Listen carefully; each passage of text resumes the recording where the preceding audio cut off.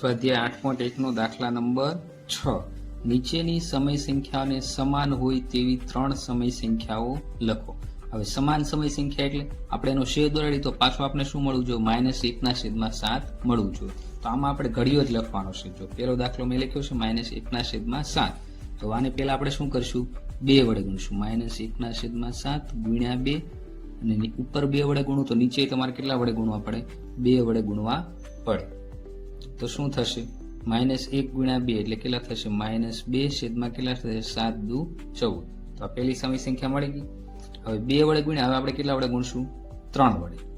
તો -1/7 એમના ગુણ્યા કેટલા કરશું આપણે અહીંયા 3 ગુણ્યા 3 તો 1 તેરી 3 તો -3 છેદમાં શું થશે 21। 3 વડે ગુણ નાખ્યા હવે આપણે કેટલા વડે 4 વડે ગુણશું તો -1/7 એમના 7 એમના ગુણ્યા 4 ગુણ્યા 4 તો -1 ગુણ્યા 4 એટલે કેવા થશે -4 અને 7 ચોકું 28। તો કઈ ત્રણ સમય સંખ્યા મળી -2/14 -3/21 -4/28। તો આપણે શું કરવાનું 2 વડે ગુણવાનું 3 વડે ગુણવાનું અને 4 વડે ક્રમમાં ગુણ નાખવાનું એટલે ત્રણ સમાન સમય સંખ્યા મળી। હવે બીજો દાખલો છે -2/9 તો આપણે પેલા કેટલા વડે ગુણશું 2 વડે તો 2 ગુણ્યા 2 એટલે 4 -4/, આને 2 વડે ગુણવા એટલે 9 દુ 18 થઈ ગયું। ત્યાર પછી 2 વડે ગુણ્યા હવે 3 વડે તો 2 તેરી કેટલા થશે 6 તો -6 અહીંયા આપણે 3 વડે ગુણવાનું તો 9 તેરી 27। હવે 3 નો વારો આવ્યો તો 4 નો 2 ચોકું 8 તો -8 અને આને કેટલા વડે ગુણવા પડે 4 વડે તો 9 ચોકું 36। ખબર પડી તમને 2 વડે 3 વડે 4 વડે આપણે ઘડિયો જ બોલવાનો છે। જો આપણે એમના મુકલ કરી નાખી 3 દુ 6 3 તેરી 9 3 ચોક 12 રેડી। તો નીચે આપણે એમ જ બોલી નાખવાનું 8 નો ઘડિયો બોલવાનો 8 દુ 16 8 તેરી 24 8 ચોકું 32। હવે આમાંય તે 4 નો ઘડિયો બોલવાનો પણ આ માઇનસ એટલે જવાબ બધા માઇનસમાં આવશે। તો શું થશે 4 દુ 8 4 તેરી 12 ચોકે ચોકે 16 બધા માઇનસ આવશે। હવે આમાંય તે 13 દુ 24 13 તેરી 39 13 ચોકું 52। તો આ સમાન ત્રણ સમય સંખ્યા થઈ ગઈ।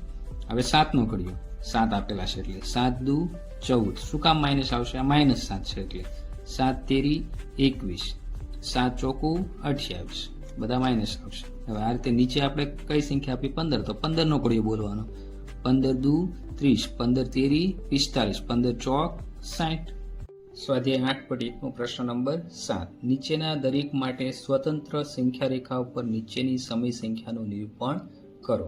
સંખ્યા નંબર 1 3/4 તો આમાં આપણે શું કરવાનું જ્યાં સુધી 0 અને 1 કે -1 સુધી સંખ્યા રેખા આપણે દોરવી પડે એનું નિરૂપણ કરવું પડે।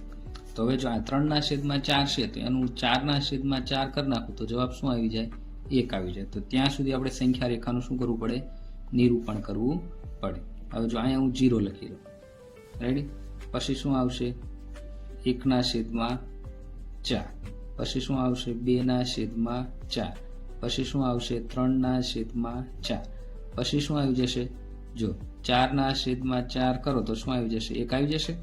તો સંખ્યા રેખા નિરૂપણ શું થયું 1/4 2/4 3/4 અને 1 4/4 કરો એટલે 1 આવી જાય। તો નિરૂપણમાં આપણે આ શું કરી દેવાનું ડાર્ક કરી દેવાનું। તો આ 3/4 શું થઈ ગયું સંખ્યા રેખાનું નિરૂપણ। હવે બીજું શું આપ્યું છે -2/5 તો આના માટે આપણે શું કરવું પડે -5/5 તો જવાબ આપને શું મળી જાય -1 મળી। આપણે ક્યાં સુધી જવાનું છે -1 સુધી। તો અહીંયા હું 0 કરી નાખું 0 પછી શું આવશે -1/5 -2/5 -3/5 -4/5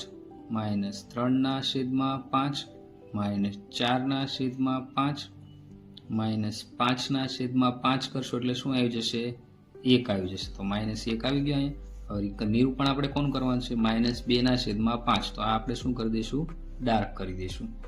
ત્યાર પછી શું આપ્યું છે -3/10 હવે જો આપણે ડાબી બાજુ જમણી બાજુ ખાસ યાદ રાખવાની છે। માઇનસ સંખ્યા ક્યાં આવશે ડાબી બાજુ આવશે। તો આપણે આ 0 થી શરૂ કરશું 0 -3/10 તો આપણે 1 થી શરૂ કરવાનું।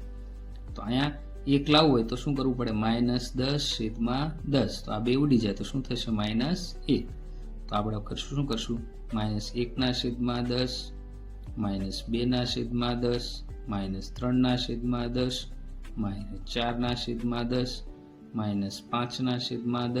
-6/10 -7/10 સંખ્યા રેખા આપણે લંબાઈ દઈએ, -8/10 -9/10 અને અહીંયા શું થશે, -10/10 એટલે શું થશે, 1 થશે, ઉડી જાય. એટલે અહીંયા આપણે શું લખી નાખશું, -1. નિરૂપણ કોનું હતું, -3/10. તો -3/10 છે ને આપણે શું કરવું, ડાર્ક કરી દઈશું. ત્યાર પછી ચોથી સંખ્યા શું છે, -7/2. તો આના માટે આપણે નિરૂપણ કરવા માટે શું કરવું પડે, અહીંયા શું લાવવું પડે, -2/2 બરાબર શું થશે છે, -1. તો આની સંખ્યા રેખા આપણે દોરી નાખશું.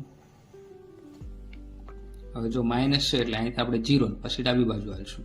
તો પેલું શું આવશે, -1/2. બીજું શું આવશે, -2/2. પછી શું આવશે, -3/2.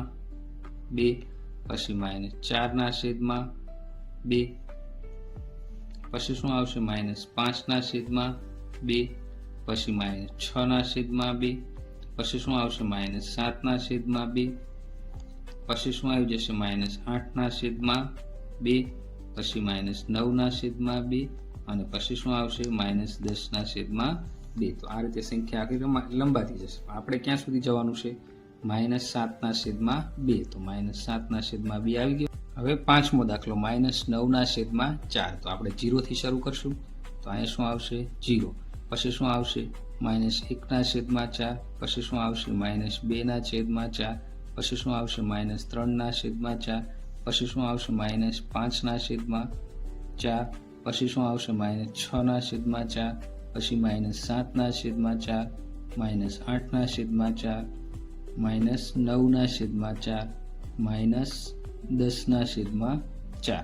તો હવે જો અહીંયા આપણે એક રહી ગયું, -4/4. તો અહીંયા શું થશે, -1 થઈ જશે આપણી પાસે.